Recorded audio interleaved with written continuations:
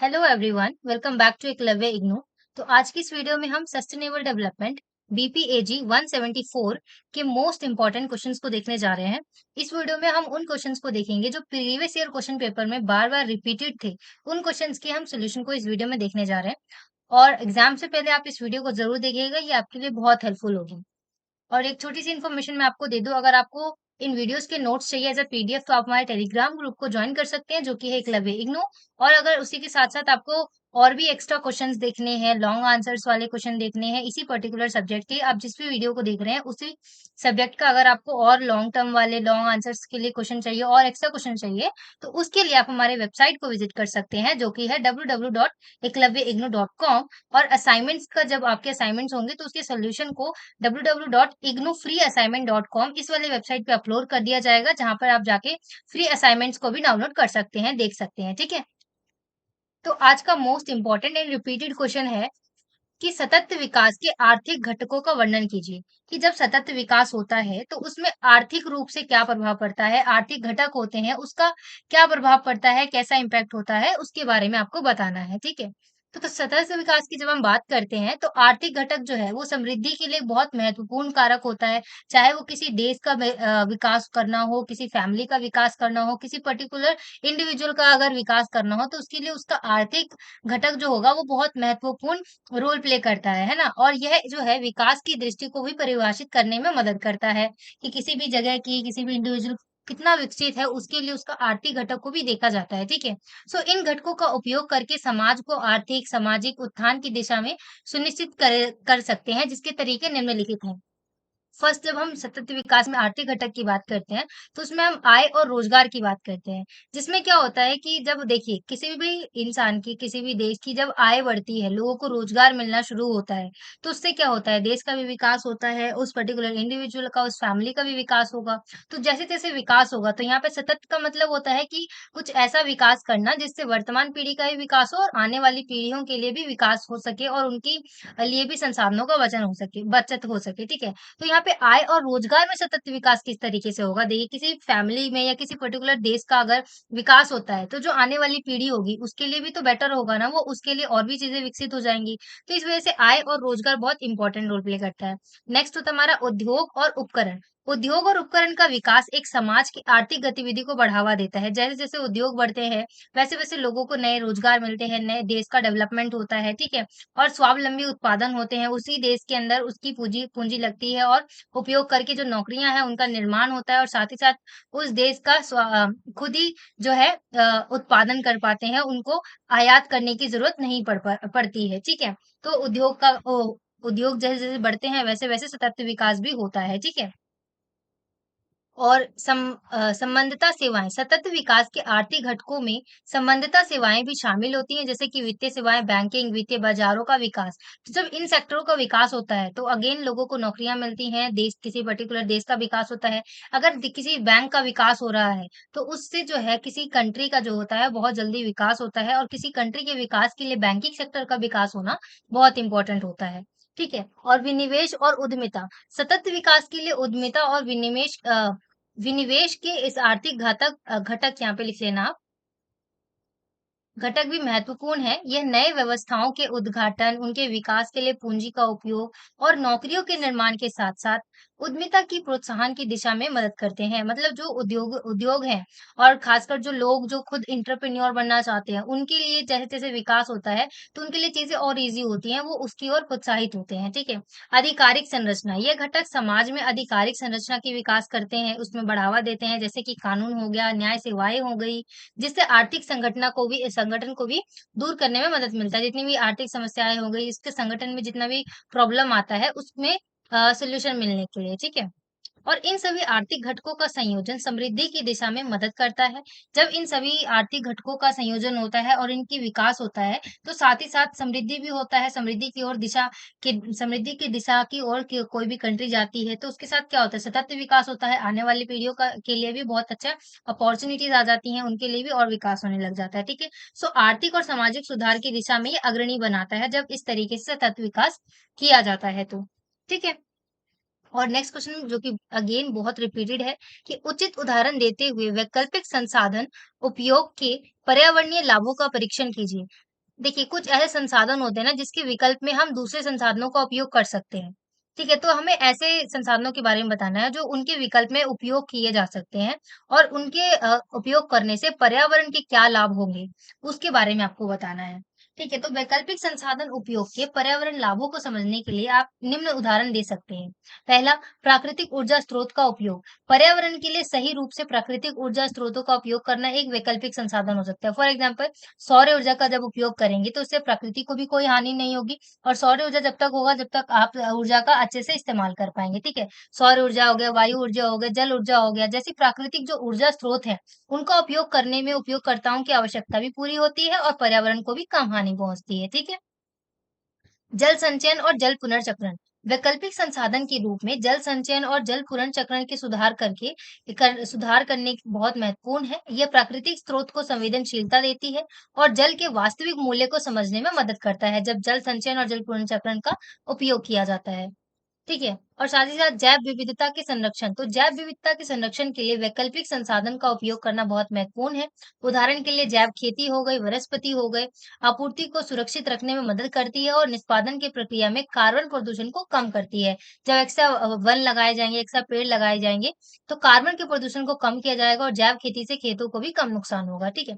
साफ परिवहन। वैकल्पिक संसाधन उपयोग करके प्रदूषण मुक्त और इको फ्रेंडली जो वाहन है, उनका अगर उपयोग किया जाए तो पर्यावरण अपने आप साफ-सुथरा होगा, उसको कोई हानि नहीं होगी, जिससे क्या होगा हवा की गुणवत्ता में भी सुधार होगा और साथ ही साथ जलवायु परिवर्तन के प्रभाव को भी कम किया जा सकता है, ठीक है? तो इन उदाहरणों से स्पष्ट होता है कि वैकल्पिक संसाधन उपयोग का पर्यावरणीय लाभ होता है और साथ ही साथ मानव समाज के विकास के लिए भी ये बहुत इम्पोर्टेंट होता है। सो नेक्स्ट क्वेश्चन हम देखते हैं। इसमें पूछा गया है विकास और सततता की अवधारणाओं के बीच परस्पर संबंध को उजागर कीजिए। विकास और जब सतत की अवधारणा की बात होती है तो इन दोनों के बीच में क्या संबंध है उसको आपको बताना है यहाँ पे। ठीक है? तो अगर हम आर्थिक रूप से देखें, अगर हम इकोनॉमिक पर्सपेक्टिव से देखें तो इसमें क्या होता है कि विकास का रूप जो होता है वो आर्थिक सुधार के प्रति मुख्य ध्यान केंद्रित करता है, जबकि जब हम सतत की बात करते हैं तो वो पर्यावरण संरक्षण को बढ़ावा देता है और उसके उपयोग की दिशा में ज्यादा महत्व देता है। तो इसीलिए विकास को सततता के साथ मेल करने के लिए समाज को अधिक जागरूक और संवेदनशील बनाने की आवश्यकता है। ठीक है? और जब हम प्राकृतिक संसाधन संरक्षण की बात करते हैं तो सततता के सिद्धांत में सामाजिक और आर्थिक न्याय की दिशा में ज्यादा महत्वपूर्ण होता है, जबकि विकास और आर्थिक सुधार की दिशा में ज्यादा महत्व होता है। तो देखिए, सततता के विकास में क्या हो रहा है कि सामाजिक तरीके से और समाज तरीके से, पर्यावरण तरीके से पर्यावरण का संरक्षण हो, सामाजिक विकास हो। ठीक है? और जब हम विकास की बात करते हैं तो इसमें आर्थिक सुधार की दिशा में ज्यादा महत्व दिया जाता है। ठीक है? तो यह दोनों अद्वितीय हैं, यहाँ पे ये काट दीजिएगा।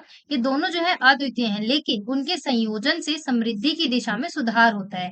जब ये दोनों जो है अलग-अलग है, एक जहाँ सामाजिक विकास में और आर्थिक न्याय के साथ-साथ पर्यावरण संरक्षण की ओर ध्यान देता है, दूसरा जो है विकास जो है वो आर्थिक सुधार की ओर दिशा की ओर ज़्यादा महत्व देता है। ये दोनों अद्वितीय हैं, लेकिन इनको जब एक साथ कर दिया जाता है, तो जब समृद्धि और विकास की बात आती है, तो इस दिशा में ये बहुत ज़्यादा सुधार करते हैं। ठीक है? सो इस तरह से विकास और सततता के बीच का संबंध जो है, समुदायों के लिए एक संतुलन और सुसंगतता की दिशा को कम करता है, जिससे क्या होता है समृद्धि होती है और पर्यावरण की सुरक्षा के साथ आर्थिक और सामाजिक प्रगति होती है। ठीक है? और मैं आपको बता दूं हमें यहाँ पे जो क्वेश्चंस देख रहे हैं हो सकता है उनके आंसर आपको थोड़े छोटे लग सकते हैं, तो आप हमारी वेबसाइट को विजिट करें। वहां पे आपको लॉन्ग टर्म ऐसे क्वेश्चन होते हैं ना जिसमें 500 वर्ड्स के आंसर पूछे जाते हैं, वो आपको हमारी वेबसाइट पे मिल जाएंगे। ठीक है? तो जरूर आप विजिट करिएगा हमारी वेबसाइट को। सो नेक्स्ट क्वेश्चन में हमसे पूछा गया है जो अगेन ये बहुत इंपॉर्टेंट और रिपीटेड क्वेश्चन है। स्वास्थ्य और स्वच्छता में हरित प्रौद्योगिकी की भूमिका का परीक्षण कीजिए। हरित प्रौद्योगिकी और स्वास्थ्य। हरित प्रौद्योगिकी, जिसे आमतौर पर हरित प्रौद्योगिकी या स्थायी प्रौद्योगिकी के रूप में जाना जाता है, ये स्वास्थ्य और स्वच्छता के क्षेत्र में महत्वपूर्ण भूमिका निभाता है। इसका अगर हम मुख्य उद्देश्य की बात करें तो ये प्राकृतिक संसाधनों का सही तरीके से प्रबंधन करता है और मानव स्वास्थ्य को सुरक्षित रखता है और स्वस्थ भी रखता है। ठीक है? उद्योग तो है पर वो हरित प्रौद्योगिकी के साथ-साथ है।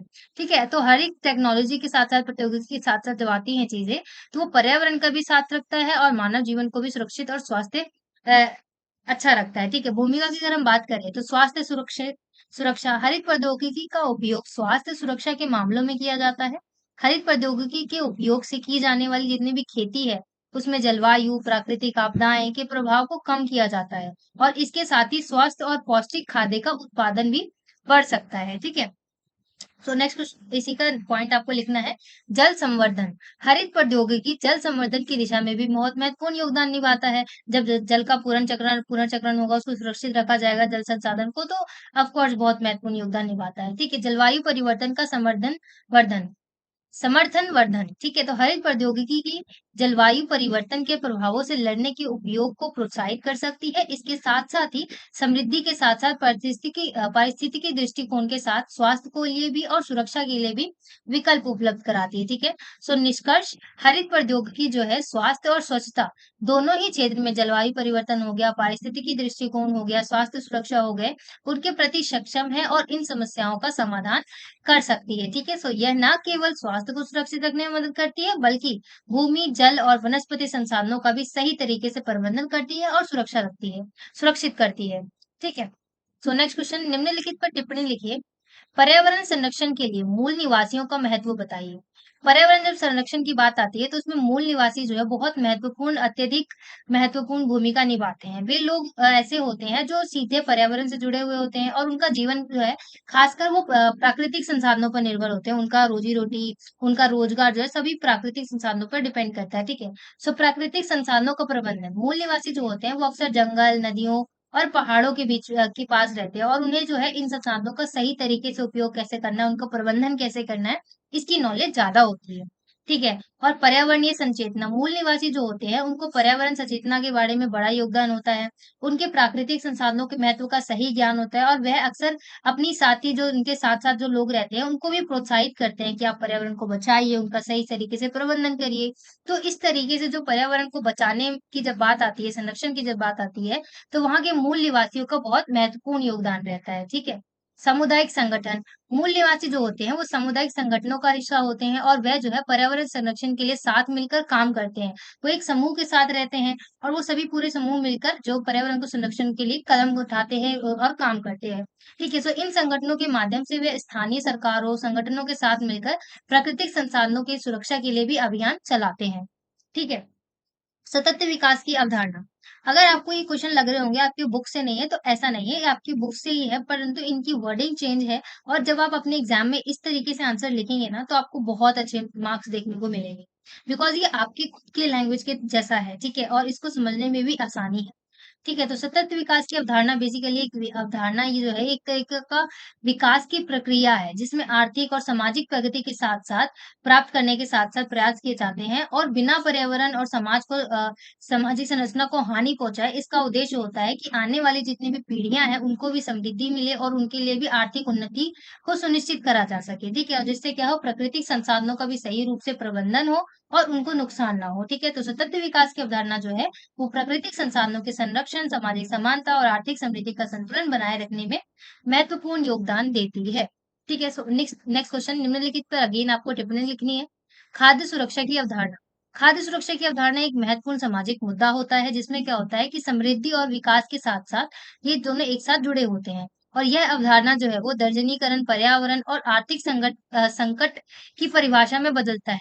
ठीक है, खाद्य सुरक्षा का मतलब होता है कि समाज के सभी वर्गों को पर्याप्त और पौष्टिक खाद्य उपलब्ध होना चाहिए। अगर कोई सड़क पर गरीब व्यक्ति रह रहा है, तो उसके लिए भले ही रहने के लिए छत ना हो, परंतु उसके पास रोजी रोटी होनी चाहिए, उसके पास उसके पास पौष्टिक और सुरक्षित आहार जो है उपलब्ध उपलब्ध जरूर होना चाहिए। ठीक है, और खाद्य सुरक्षा के एक और महत्वपूर्ण पहलू है, जिसमें खाद्य वस्तुओं की उपलब्धता का मामूला, जिसका मतलब होता है कि जिसमें क्या होता है ना, बेसिकली खाद्य सुरक्षा का एक महत्वपूर्ण पहलू ये है कि जिसमें खाद्य से रिलेटेड जितनी भी वस्तुएं हैं, उनकी उपलब्धता, वो कितने मौजूद हैं, कितने अवेलेबल हैं, उसके जांच की जाती है, और लोगों को खाद्य सामग्री को सही तरीके से तैयार करने के लिए जागरूक होना चाहिए कि खाद्य सामग्री को कैसे सही तरीके से तैयार करना है। ठीक है, सो इसके अलावा खाद्य सुरक्षा के संदर्भ में बच्चे और जितनी भी माताएं होती हैं उनको अच्छे तरीके से पोषण, यहाँ पे आप पोषण लिख लेना, पोषण जो है उसकी जरूरत को ध्यान में रखना भी आवश्यक हो जाता है। उनको सही तरीके से पौष्टिक आहार मिले और सुरक्षित आहार मिले, ये इंपॉर्टेंट होता है। ठीक है, तो खाद्य सुरक्षा की अवधारणा जो है कुछ इस तरीके से वर्क करती है। नेक्स्ट, यथास्थिति दृष्टिकोण। यथास्थिति दृष्टिकोण ये एक अवधारणा होती है जिसमें क्या होता है कि आपकी वर्तमान जितनी भी स्थिति है, परिस्थिति है, उसके विचार करा जाता है उस पर और उसके अनुसार जो है कार्रवाई की जाती है स्थितियों के आधार पर। ठीक है? कि यह प्रक्रिया जो होती है जिसमें आपके पास जितने भी संसाधन हैं, जैसे कि समय हो गए, पैसे हो गए, सामग्री हो गए, मतलब यथास्थिति अभी की कैसी स्थिति है, वर्तमान की स्थिति कैसी है, उसके अनुसार उन चीज़ों का निर्णय परीक्षण किया जाता है और उसके अनुसार ही आप आपके लिए आगे की योजनाएँ बनाई जाती हैं और उसके आधार पर बनाया जाता है, ठीक है? सो यथास्थिति दृष्टिकोण के अंतर्गत आपकी वर्तमान की स्थिति जो है, उसके आधार पर निर्णय लिए जाते हैं, जो आपके संसाधनों की सीमा और स्थितिगत प्रतिस्पर्धा को दर्शाती है। तो इसका मतलब है कि यदि आपके पास समय और पैसे की कमी है, तो आपके पास अपने लक्ष्य को पूरा करने के लिए कम समय और साधन होते हैं। मगर आपके पास पैसे कम है और टाइम भी कम है, तो आपके पास ऑफ कोर्स आपके लक्ष्य को प्राप्त करने के लिए भी समय कम है और साधन भी कम है। ठीक है? सो और आपको ये सोचना होगा कि कैसे आप उन उपलब्ध संसाधनों का सबसे अच्छा उपयोग कर सकते हैं।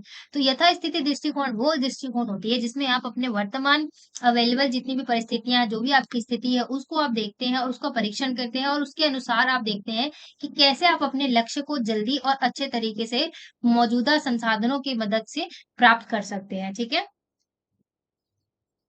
सो यथास्थिति दृष्टिकोण जो होती है वो योग्यता निर्णय लेने की योग्यता और संवाद में योग्यता को बढ़ाती है। आप इससे निर्णय लेने में योग्य होते हैं, संवाद में बढ़ावा होता है इसमें और आपके लिए बेहतर निर्णय और कार्रवाई करने में मदद करता है। जब आप यथास्थिति दृष्टिकोण अपनाते हैं, तो आपके लिए अच्छा बेहतर निर्णय लेने में आपको हेल्प मिलती है, ठीक है? सो यहाँ पे वीडियो कंप्लीट होती है। आई होप कि हमने जितने भी क्वेश्चन डिस्कस किए यहाँ पे वो आपको अच्छे हेल्पफुल हुए हुए होंगे और अगर आपको कोई भी डाउट हो तो आप कमेंट सेक्शन में लिख सकते हैं और अगर आपको वीडियो पसंद आई है तो do like share and subscribe and thanks for watching.